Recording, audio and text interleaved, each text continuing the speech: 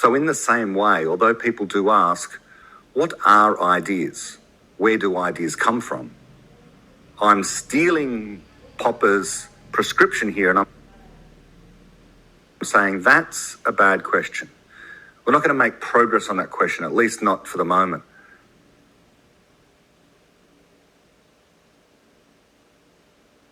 There's a better question to ask, which is related. And that question is, what can we do to allow ideas to flourish? Or under what conditions can we maximize creativity? Questions like this allow you to forget about where ideas come from, because people are trying to figure out, well, how can I get more of these good ideas? Okay, if I can figure out where they come from, I can sort of extract them from that place and have better ideas. I can be more innovative and more creative. Well, if what you really want is more innovation and more creativity, you're not going to get an answer by looking for where the ideas come from, but you will get an answer if you start to consider under what conditions innovation and creativity flourishes. Never mind where the ideas are coming from. We know where they're coming from. They're coming from people. They're coming from their minds. We just can't say exactly how they're generated there. That's the AGI question.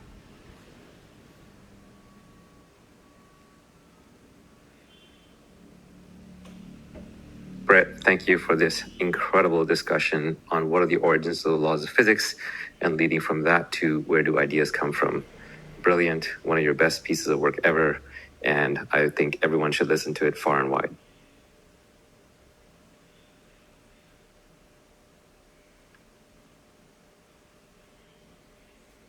I'd like to have a quick side discussion on this concept of where do ideas come from. I agree with you in that we don't know where ideas come from. That is the AGI problem. But as you hint, there are some examples or constraints on what causes ideas to arise in the first place.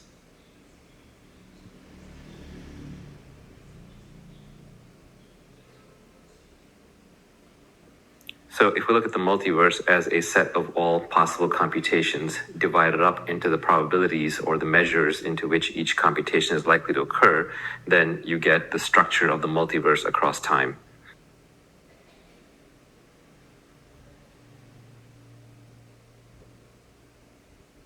Now, this multiverse has pockets of computational reducibility, although most of it is probably computationally irreducible. That's just a conjecture. I have no way of knowing, but there's a lot of particles out there.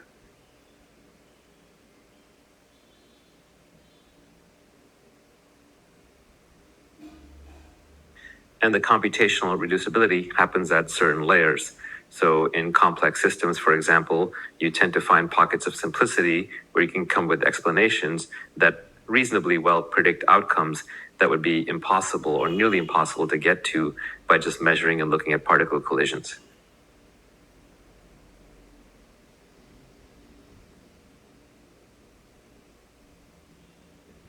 So what we see is that most of the universe is computationally irreducible, but there are pockets of reducibility. And these pockets are actually infinite in number, of course, because the multiverse is essentially infinite in size.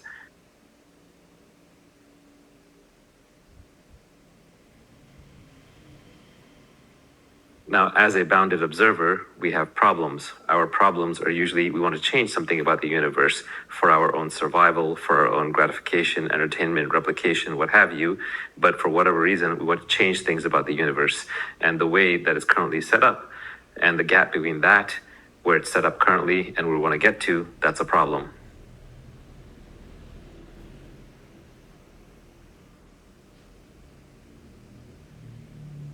So to fix these problems, we have to be able to predict and control the particles in the universe. And to do that, we look for pockets of computational reducibility. These pockets of computational reducibility, once we have good explanations for them, once we've done the reduction work, these are ideas. These are ideas and explanations on how to fix, change, solve problems.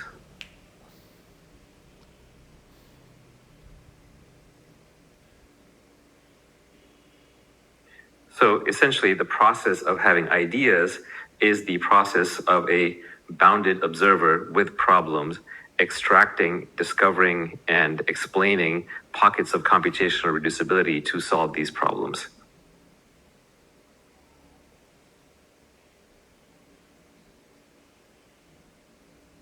So where do ideas come from?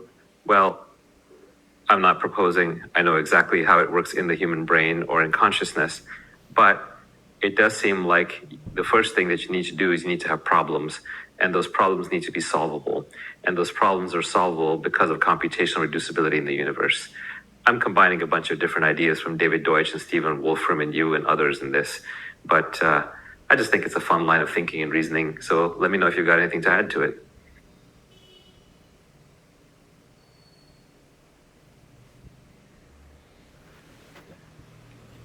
So you're speaking my language at the moment because I just happen to be neck deep in Chapter 9 of The Fabric of Reality, the last part of my podcast discussion on that chapter, which will be the fourth part. And I'm trying to figure out a simple English language way of expressing Shor's algorithm by going through a few examples. It's not easy, but it's making me grapple with some of the very things that you've talked about just there. So it has to be fresh on the top of my mind.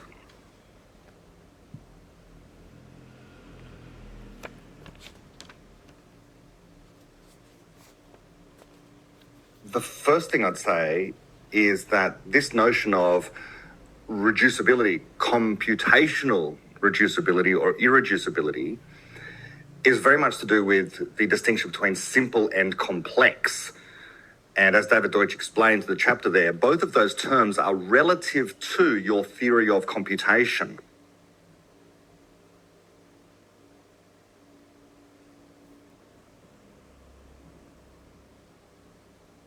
The classical theory of computation, by which computations are performed sequentially in a perfectly deterministic way, the way in which Turing explained, can reveal certain tasks as being complex or irreducible in Wolfram's sense, that for a quantum computer, even of a relatively straightforward design with just a few qubits, would find simple to do. So what is complex under one theory of computation or irreducible under one theory of computation becomes reducible and simple under another theory of computation, which is the true theory of computation, of course. Quantum theory is the deepest, most fundamental, actual theory of computation.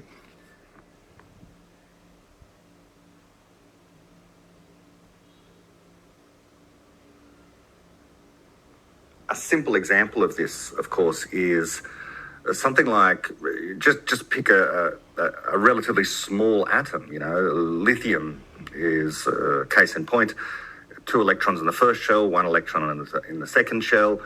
If you try and model what's going on, you have something more complex than the regular 3-body problem, because you in fact have 4 bodies there. You've got the 3 electrons, but you've also got the nucleus is moving around itself. All of these objects have forces on one another, and trying to model what happens from one moment to the next is computationally irreducible or complex or intractable from the perspective of a regular classical Turing machine. But this is something a quantum computer could, pump out easily with just a few qubits. So it would be simple for a quantum computer, complex for a classical computer. So this is why these words, irreducible, complex, intractable, are actually relative to the theory of computation that you're beginning with. What's that got to do with anything that you're asking?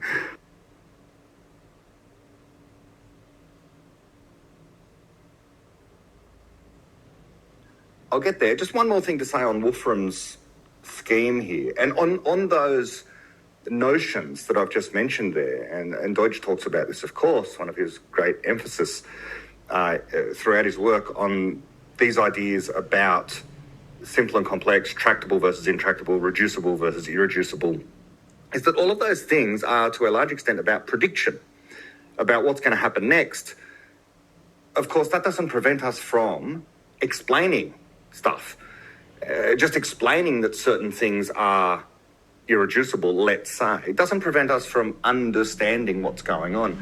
And I think that this might give us a hint about the ultimate nature of, ultimate nature, a good theory or a good explanation of how it is we form explanations, where ideas come from, what a mind is, and so forth.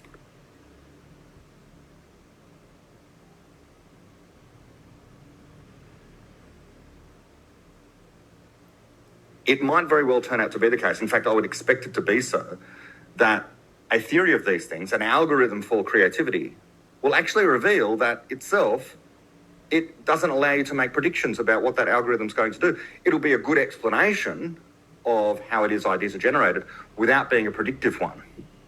We already have explanations of this form. Evolution by natural selection is one such. You know, it's a robust explanation. Yeah, there are some gaps, but at no point in understanding, in fact, once you've understood evolution by natural selection, you understand why it is, you can't predict what species is going to evolve next. There's no predictive capacity in that good explanation. So too with many other things. It's, as I like to keep on saying throughout my podcast in various places, it's only theoretical physicists who are absolutely fixated on this notion that you have to have predictions, and if you can't have predictions, then the theory is somehow not useful. Geologists don't worry about this. Chemists, doctors, and so on, you know, they're interested in explanations. So predictions are just a happy byproduct now and again. They're certainly not the main point of the enterprise.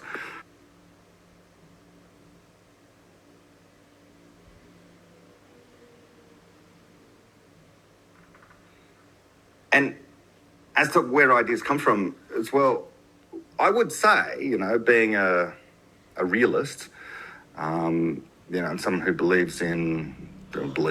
someone who endorses the idea that everything is contained within physics in a sense. We're all bounded by the laws of physics. Ideas, the production of ideas, is a kind of computation. We're just not aware of the algorithm. There are people who deny this, you know, the great Martin Rees, who I have a lot of respect for, but, you know, uber kind of pessimist. I've described him recently as the anti-David Deutsch.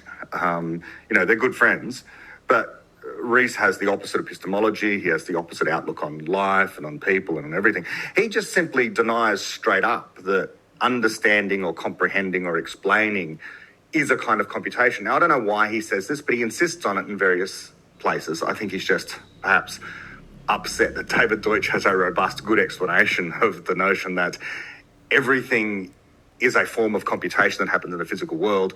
And so that includes what brains are doing. And so therefore, ultimately, we must be able to have AGI and so on and so forth. But admittedly, there are people out there like Rees who just say, no, they refuse to accept that comprehension, among other things, is a kind of computation, that somehow it's outside of the regular laws of physics. Roger Penrose says similar things.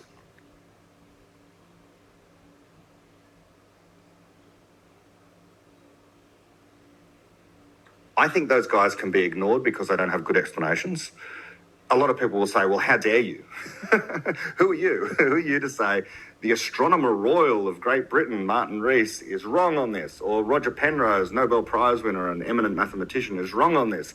Who are you? Well, I don't care about their authority, their credentials, their lineage, what other books and they've written, what their long list of achievements are, wonderful though they are. It doesn't matter if they say something's magical, I can just reject it for being magical, which is what they're saying. They're saying that what the human brain is doing is something beyond what the laws of physics as we understand them is capable of explaining.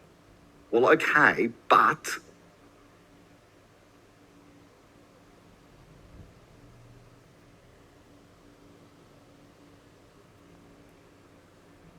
you either rely on our best explanations in order to make progress, or you just say, well, laws of physics don't apply there. Here's a situation where I deny that quantum theory, general relativity, applies at all. This is a mystery that can't possibly be solved, certainly not by anything we understand. But you can always say that about any mystery. It doesn't matter what it is. You may as well say the reason why we can't predict the weather to perfect precision a week from now is because weather systems defy the laws of physics. Well, that would be silly. It's just that there are certain things we don't understand, but it doesn't mean they have to defy physics as we know it. Ultimately, we're going to have better laws of physics, but I tend to think that all that will mean is that our current laws of physics are somehow not revealed to be utterly useless or completely wrong in all respects, but rather serve as a kind of lower scale approximation to to what's going on in reality. Just as, Newton's theory of gravity says a low velocity, low mass approximation to general relativity. In some respects, it's not completely false. It is false, but it's not in all respects false. It's certainly better than a random guess.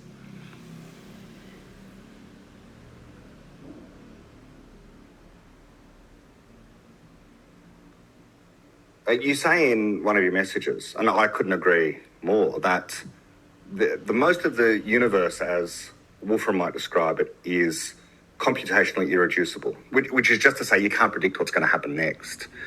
But I also want to say about that the overwhelming majority of those situations are not a problem for anyone. It's kind of like, almost who cares? You can't predict what a particular quasar is going to do in some distant galaxy because you don't have the data. It's behaving according to laws of physics, but it's just so complex that it's impossible to simulate with any high degree of fidelity. But, on the other hand, who cares about what this thing's going to do? It's not affecting anyone on this planet except maybe astronomers who might be interested in that kind of thing. But really, it's not really a problem for anyone.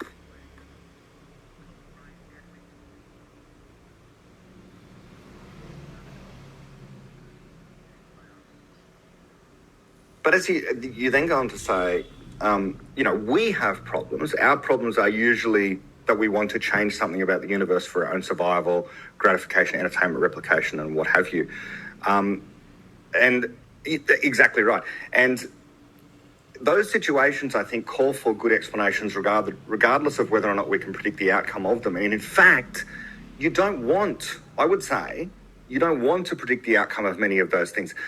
You don't get gratification or fun from things that are perfectly predictable. You want to engage in a game, you want to have a conversation, you want to play with your kids because you just don't know what's going to happen next. Okay, so you don't want a disaster to happen, but basically the fun comes in not knowing the outcome of this particular thing you're about to engage in. That's what largely makes life worth living. So not a problem that certain things are irreducibly complex in that sense.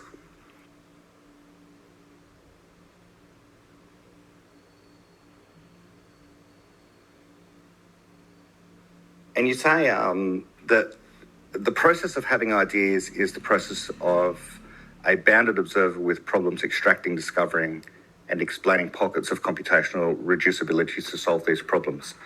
Yes, the only thing I'd quibble with is that they don't need to be, as I say, as you say, or I would say, computationally reducible. You can have a computationally irreducible problem, which again comes down to this idea of whether or not something is tractable, whether or not we can predict what's going to happen. It might be a good thing that it's computationally irreducible.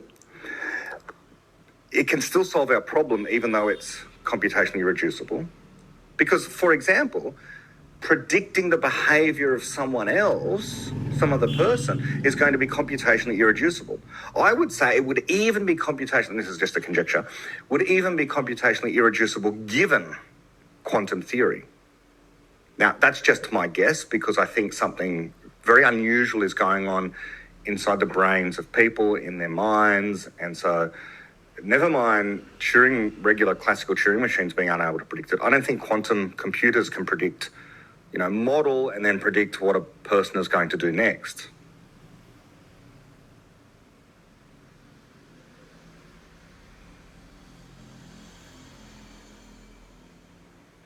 Your final message there hits the nail on the head, the Popperian head, I would say, is you say, where do ideas come from? You're not proposing a solution, but you do say that you need to have problems and those problems need to be solvable. Exactly right. So, yeah, couldn't agree more. The whole point of having ideas in the first place, any entity that has ideas for one purpose and one purpose only, to solve their problems. People object to this, I encounter them in Twitter and in real life and so on, and they sort of say to me, oh, but not everything is a problem. Well, you're not thinking broadly enough about this category of problems, this word problem. What Popper said, all life is problem solved. Doesn't matter what it is, Everything from you feel a little bit uncomfortable, so you shift in your chair, to, you're a bit stressed, so let's meditate, or let's go for a walk, or let's have a beer, or whatever it happens to be. Everything you do from moment to moment is a problem. Your oxygen level's a little bit too low, so the autonomic nervous system kicks in and you take a breath. Problem. Every single thing that you do can be framed in terms of this problem solution thing.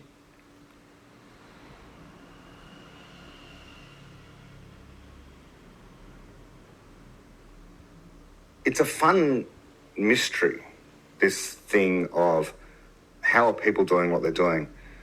I'm with Deutsch. There's this, in fact, I'll link it in the next shit, this recent chat he had with one of his colleagues.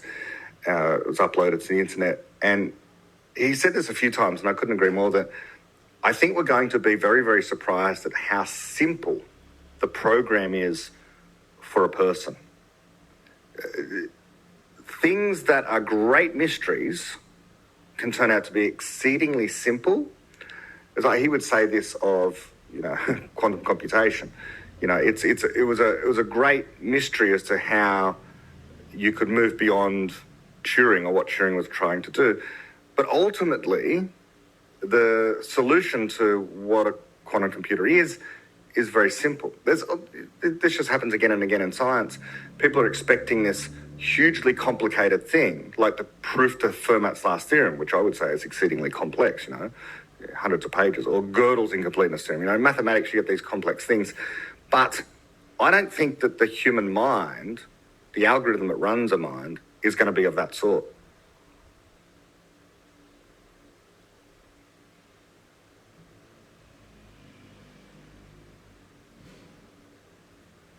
Here's that talk. The relevant part here is where David's talking about how, people often bring up this trope idea that we share 99.9% of our DNA with chimpanzees, or something like that. Maybe it's 98%, whatever it is. The overwhelming majority of our DNA is the same as what chimpanzees have, but that 2% difference is profound in what we're able to do, the capacity that our brain has in transforming the world around us. So in other words, that length of DNA, that strand of DNA, that 2% length of DNA that is the difference between us and chimpanzees, is very short, kilobytes long, perhaps at most. So in that strand of DNA is the algorithm somehow for generating explanations. We don't know how to read the DNA properly yet. This is certainly not my area. I don't know enough about it. I know we've mapped it, which is just to say, well, here's the part of the DNA that codes for eye color, and here's the part of the DNA that codes for a brain, but we don't know what, in fine-grained detail, any of this means.